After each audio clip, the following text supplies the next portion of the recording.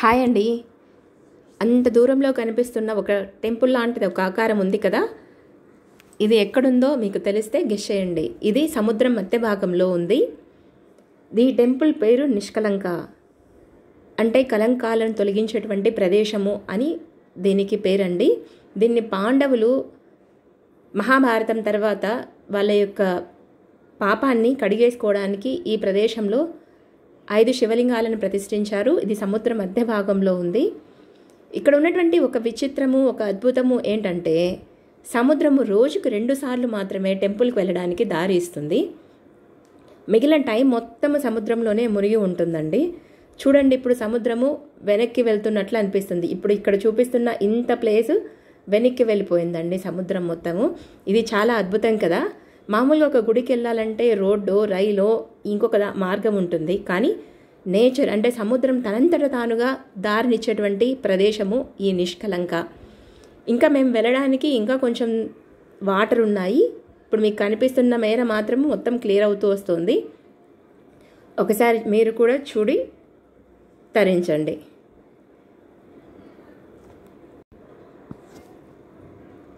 చూడండి, ఈ మొత్తం ప్లేస్ అంతా క్లియర్ అవుతూ వస్తుంది కొంచెం కొంచెంగా.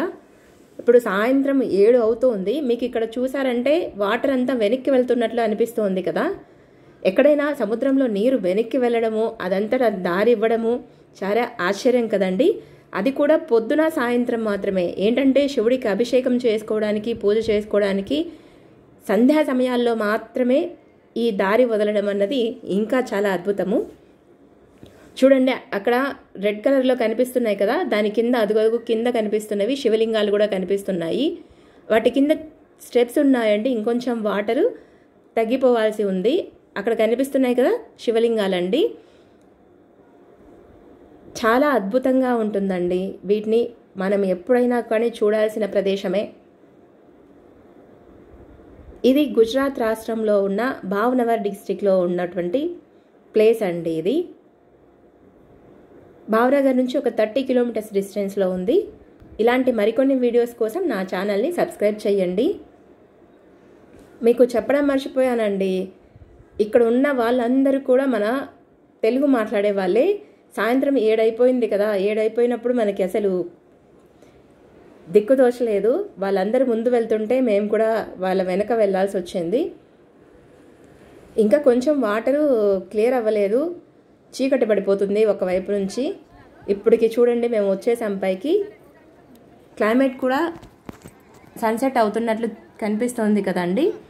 కాకపోతే ఈ టెంపుల్ని మార్నింగ్ టైంలో విజిట్ చేశారు అంటే చాలా మంచి ఫీల్ని మీరు పొందుతారు. అక్కడ శివయ్యకి అభిషేకం చేసుకోవచ్చు, పూజలు చేసుకోవచ్చు. మార్నింగ్ ఈవినింగ్ పూజారి కూడా మనకు అక్కడ అవైలబిలిటీలో ఉంటాడండి. సో కుదిరినప్పుడు మీరు ఈ ప్లేస్కి వెళ్ళి మీరు కూడా హ్యాపీగా ఫీల్ అవ్వాలని కోరుకుంటున్నానండి.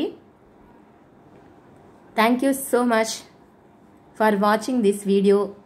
Thank you.